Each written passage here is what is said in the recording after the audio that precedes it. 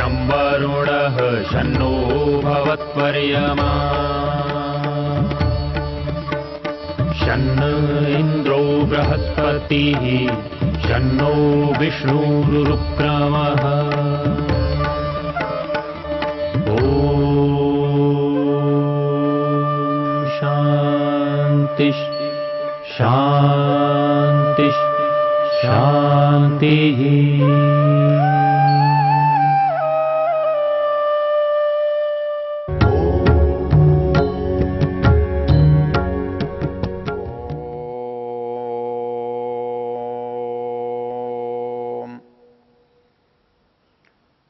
हम ऋग्वेद के 10वें मंडल के 34वें सूक्त पर विचार कर रहे हैं। ये वेद ज्ञान का प्रवाह है, वेद का स्वाध्याय का क्रम चल रहा है। जिस सूक्त की हम चर्चा कर रहे हैं उस सूक्त का नाम अक्ष सूक्त है, इसलिए इसका देवता अक्ष है, इसका ऋषि ऐलूष है। इस मंत्र के 2 विभाग हैं इस सूक्त के। इसके कुछ मंत्र जुए की प्रशंसा में हैं और बाद के मंत्र उसकी निंदा में हैं। इसकी प्रशंसा में इसलिए हैं कि मनुष्य क्यों क्यों आकर्षित हो रहा है और उसके अंदर उसका क्या प्रभाव है जिसके कारण से मनुष्य विचार करने के लिए बहुत योग्य होने पर भी समर्थ नहीं होता, और जब वो परिणाम आ जाता है तो उस परिणाम में उसकी क्या गति बनती है, ये आगे के मंत्रों में है। अभी हम पहला प्रकरण देख रहे हैं जिसमें जुए की जो कार्यकारिता है, तीव्रता है, अर्थात उस भावना के पीछे जो हमारे अंदर तीव्र आकर्षण है वो कैसा होता है और वो क्यों होता है, इसकी चर्चा है। मंत्र है त्रिपंचाशः क्रीडति व्रात येषां देव इव सविता सत्यधर्मा उग्रस्य चिन्मन्यवे नानमन्ते राजा चिदेभ्यो नमयित कृणोति। अर्थात जुए के जो पासे हैं, साधन हैं, उपाय हैं, उसकी जो मनोवृत्ति है वो कितनी भयंकर है, उसके अंदर कितना सामर्थ्य है, ये इस मंत्र में बताया है। इस मंत्र के शब्दों पर यदि हम विचार करें, त्रिपंचाशः क्रीडति व्रात येषां, व्रात समूह को कहते हैं। येषां व्रात, ये जो पासों का समूह है। त्रिपंचाशः, वैसे तो संख्या यहां दिखाई दे रही है, लेकिन व्याख्याकारों ने इसकी संख्या के बजाय इसके प्रभाव को लिया है। मतलब सभी दिशाओं में प्रभाव करने वाली हैं, सब परिस्थितियों में प्रभाव डालने वाली हैं। इनका जो समूह है वो सब ओर से प्रभावकारी है। त्रिपंचाशः क्रीडति व्रात येषां, इसमें मंत्र में 3 बातें बड़ी महत्वपूर्ण कही हैं। पहली बात वो कहते हैं देव इव सविता सत्य धर्मा। दूसरी बात कहते हैं उग्रस्य चिन्मन्यवे नानमन्ते। और तीसरी बात कहते हैं राजा चिदेभ्यो नमयित कृणोति। अर्थात ये जो बुराई है ये कितनी प्रभावशाली है, ये हमारे ऊपर कितनी हावी होती है, हम इससे कितने दबे हुए होते हैं, वो इन 3 उदाहरणों से पता लगता है। ये कहता है कि ये जो पासे हैं इनका जो खेल है ये ईश्वर की तरह प्रभावकारी हो जाता है। देव इव सविता सत्य धर्मा। सविता सूर्य को कहते हैं। जैसे सूरज अपनी चमक, अपनी गति, अपनी प्रखरता कभी नहीं छोड़ता, उसके धर्म कैसे हैं? सत्य हैं। अर्थात उसके जो नियम हैं, उसके जो व्रत हैं वो सत्य हैं। यहां देव इव सविता सत्य धर्मा, यहां धर्म शब्द का प्रयोग किया है। और एक दूसरे मंत्र को आप देखेंगे, वहां इसके इन्हीं नियमों के लिए व्रत शब्द का प्रयोग किया है। वो क्या शब्द हैं? जैसे हम उपनयन संस्कार में व्रतों के लिए प्रतिज्ञा कराते हैं, तो वहां एक मंत्र पढ़ते हैं, अग्ने व्रतपते व्रतम चरिष्यामि। उसी क्रम में सूर्य व्रतपते व्रतम चरिष्यामि, चंद्र व्रतपते व्रतम चरिष्यामि, वायु व्रतपते व्रतम चरिष्यामि। अर्थात जो नियम अग्नि के हैं, जो नियम सूर्य के हैं, जो नियम वायु के हैं, ये सारे नियम अग्नि के, चंद्र के, वायु के, सूर्य के, ये सत्य नियम हैं। अर्थात इनके नियमों में कभी बदलाव, परिवर्तन, मनचाहापन नहीं होता है। ये कभी इच्छा से देर में या इच्छा से जल्दी नहीं आ सकते हैं। ये एक निश्चित धुरी पर निश्चित समय से गति करते हैं, और इसलिए इनका जो नियम है, इनका जो धर्म है, इनका जो व्रत है, वो सत्य है, शाश्वत है, कभी भी बदलने वाला नहीं है। वैसे ही इस जो खेल है, इसका भी जो परिणाम है वो निश्चित है। उसके प्रभाव को हम मिटा नहीं सकते, उसकी दी हुई चोट को हम भुला नहीं सकते, उसका दिया हुआ ताप जिससे हम बच नहीं सकते। तो इसलिए यहां कहा है देव इव सविता सत्य धर्मा। अरे जैसे सूरज जो है अपने तीव्र प्रकाश से संतप्त करता है, वैसे ये खेल जो है, जो इसको खेलने वाले को उसी तरह से संताप युक्त बना देता है।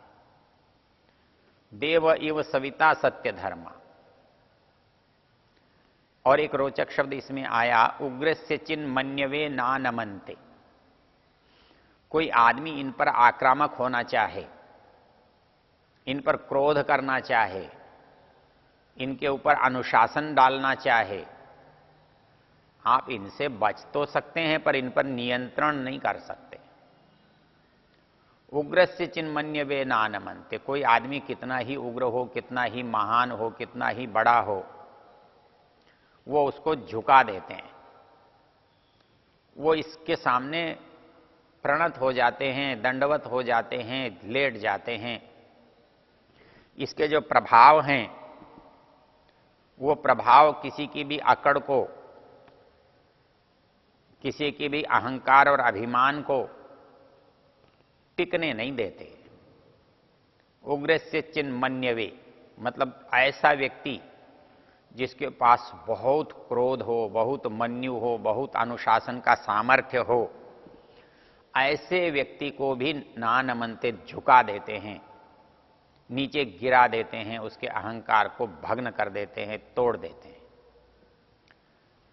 राजा चिदेभ्यो नमयित कृणोति। हमारे यहां राजा प्रतीक है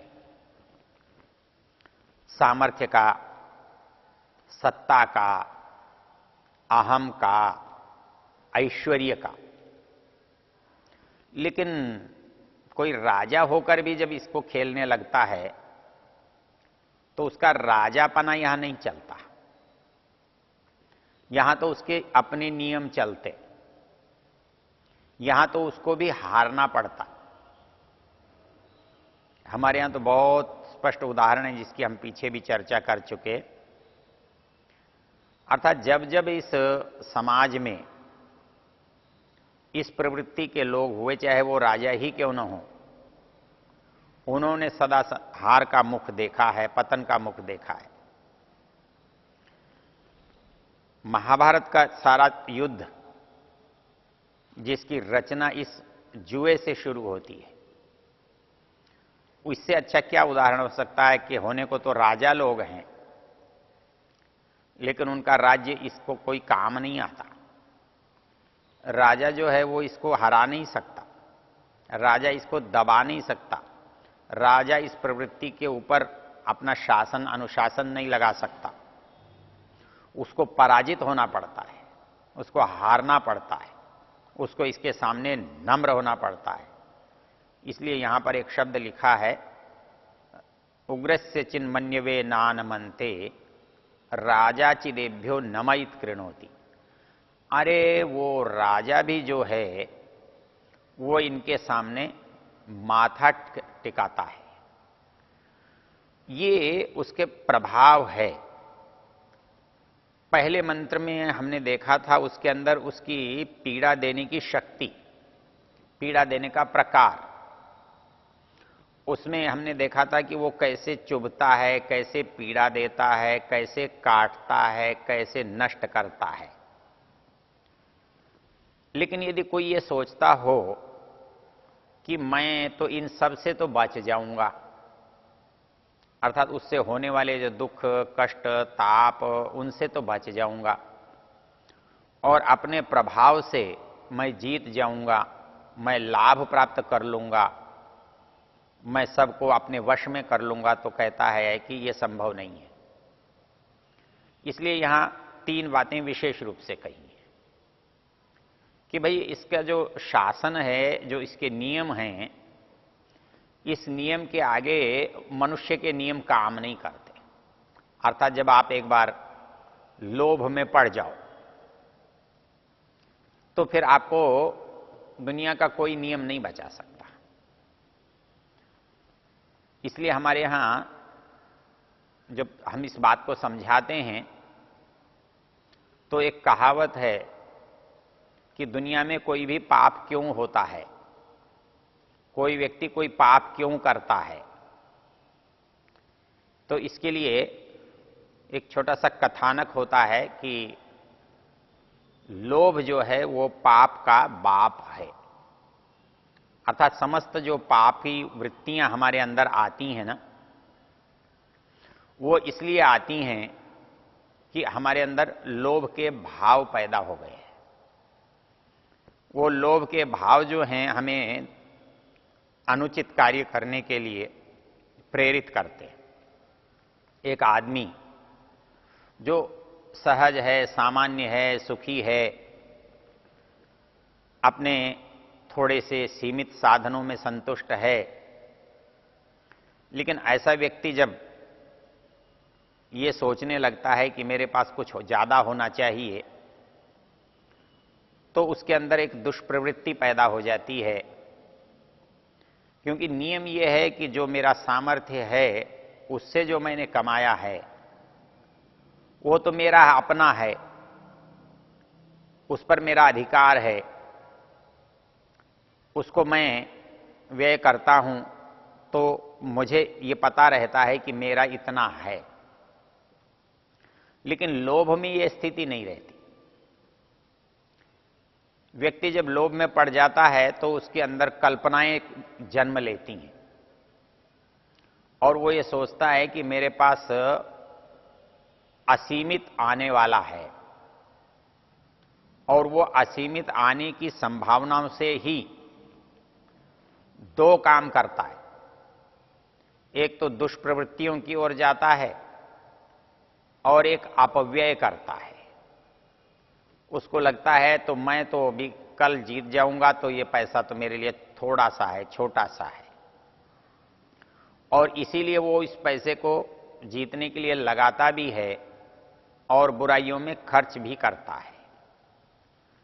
तो इस दृष्टि से यहां पर जो मंत्र में शब्द पढ़ा है वो ये कहता है, त्रिपंचाशः क्रीडति व्रात येषाम देव इव सविता सत्य धर्म।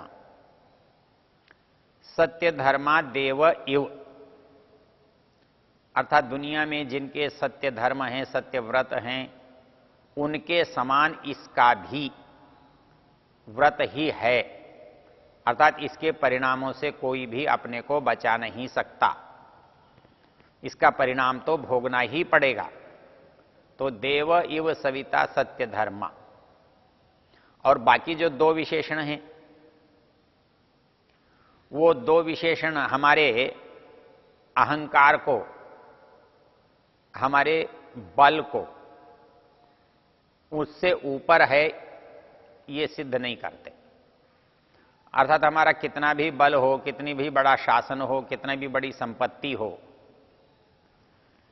एक विचित्र बात बुराई और अच्छाई के बीच में होती है।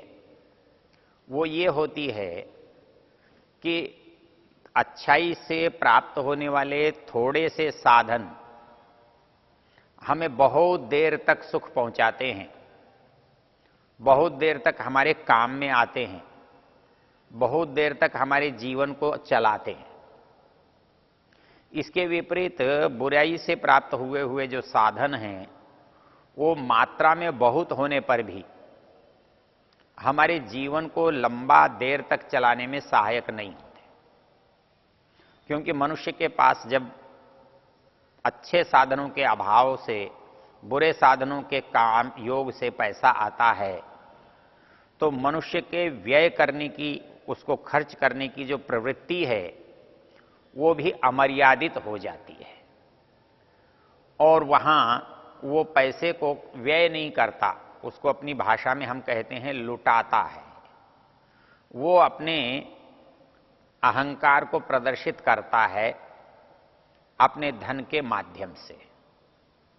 और इसलिए वो जब इतना अधिक व्यय करता है जो उसके सामर्थ्य से परे का है तो उसे फिर झुकना पड़ जाता है। अतः राजा का धन भी जुए में कम पड़ जाता है और राजा का अहंकार भी जुए के सामने समाप्त हो जाता है, झुक जाता है। तो ये जो दो शब्द हैं, उग्रस्य चिन मन्यवे नानमन्ते, और दूसरा शब्द है राजा चिदेभ्यो नमयित कृणोति। मतलब जो राजा बनता है, राजा अपने को कहता है, राजा कहलवाता है, सब लोग उसी को नमस्कार करते हैं।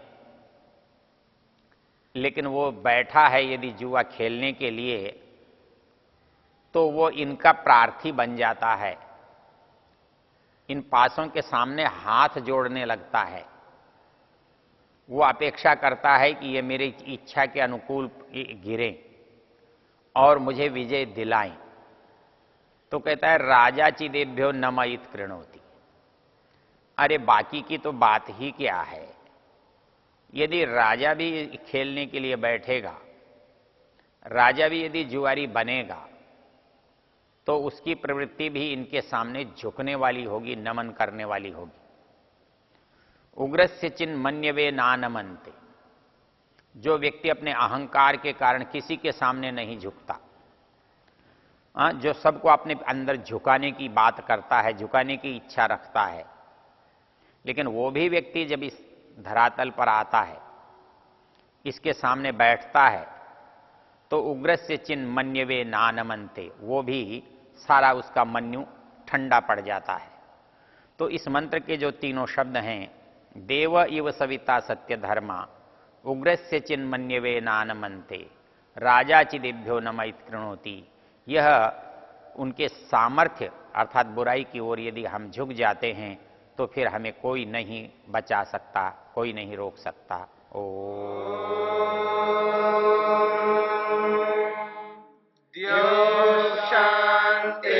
शांतिरंतरिक्षं शांति पृथिवी शांतिरापः शांतिरोषधयः शांतिः वनस्पतयः शांतिर्विश्वे देवा शांतिर्ब्रह्म शांति सर्वं शांति शांतिरेव शांति शामा